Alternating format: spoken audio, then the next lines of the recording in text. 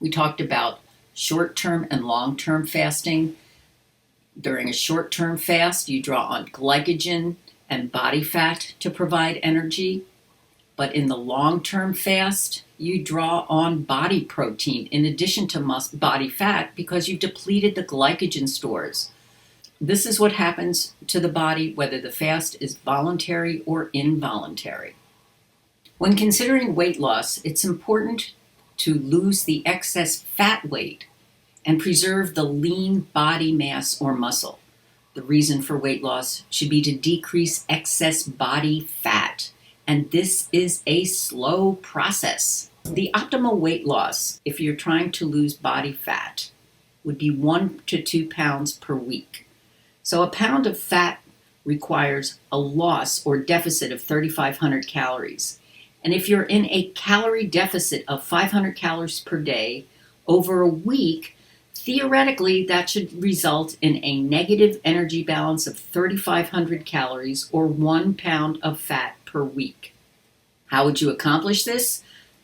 Hypothetically, 40 minutes of aerobic exercise is about 300 calories. It would put you in a deficit of about 300 calories, preserving lean body mass, basal metabolic rate, and it drawing on your stored fat. If you decrease your intake by 22 grams of fat per day, that's about 200 calories, which results in negative energy balance of 500 calories a day, causing a loss of about 1 pound of fat per week while preserving lean body mass. A faster rate of weight loss forces the body to use muscle protein, as I showed you in that slide with what happens when we looked at what happens during a long-term fast. You start drawing on muscle protein because your body still prefers glucose for energy and you're not getting it from glycogen stores anymore. Unfortunately, this 3,500 calorie rule sort of assumes that fat loss is like this, that you just keep losing weight steadily. When the reality is, well, it's more like this. You go down, you go up, you go down. It's not that simple because there's a lot more involved than just intake and expenditure. A lot of people are going on low carb or very low carb diets, so I just want to give you what some of the information is on the results of those diets. There's about a 6% success rate for losing weight and keeping weight off with this kind of diet.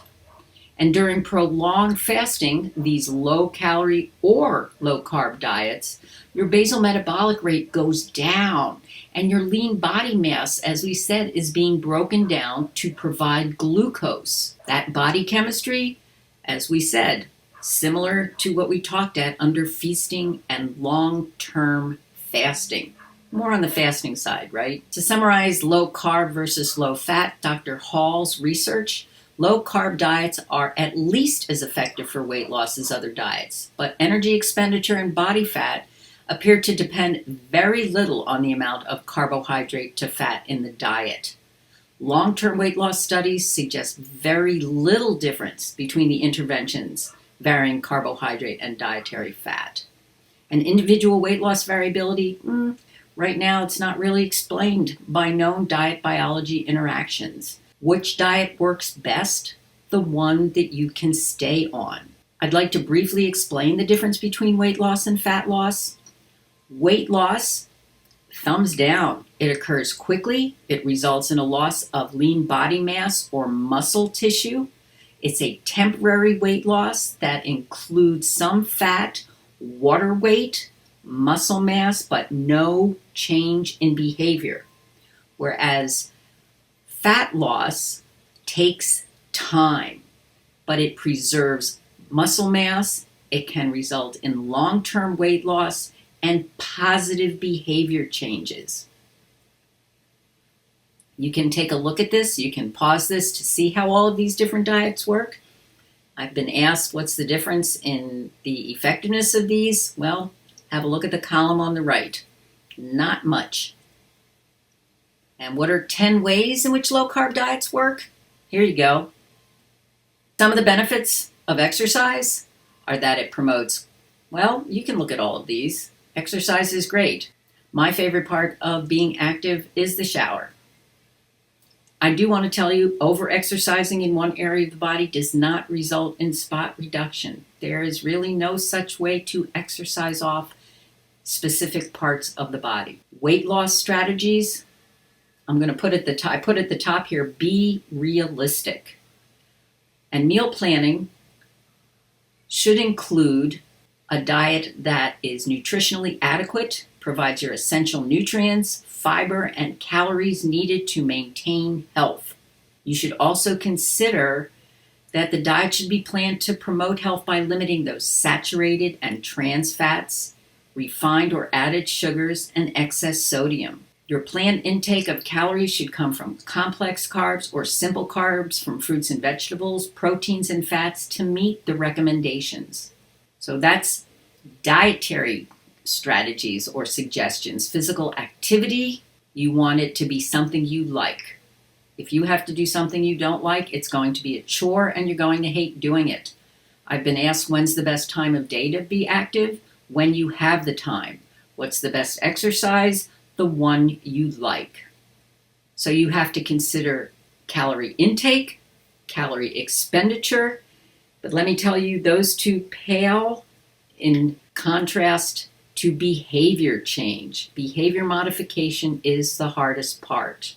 It takes time to change the behaviors that led you to overeat to begin with.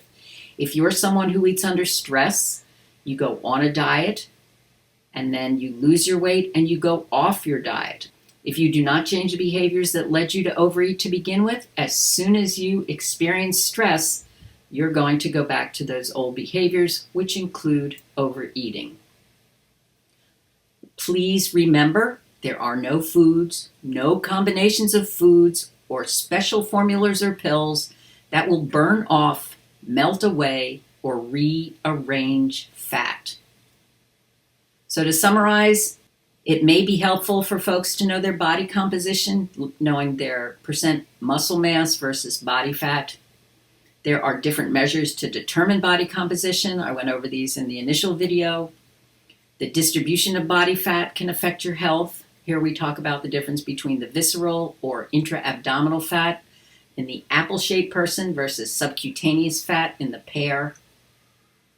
BMI is a suggested measure for determining appropriate weight, but it doesn't tell you anything about body composition. A slow rate of weight loss is suggested to help preserve that lean body mass while reducing fat mass. Decreasing intake, along with decreasing expenditure and behavior modification, is the best prescription for permanent change. And because I can't say this enough, please remember, there are no foods, combinations of foods, special formulas or pills that will burn off, melt away, or rearrange fat. All right, I think I'm going to go have a snack. Bye-bye.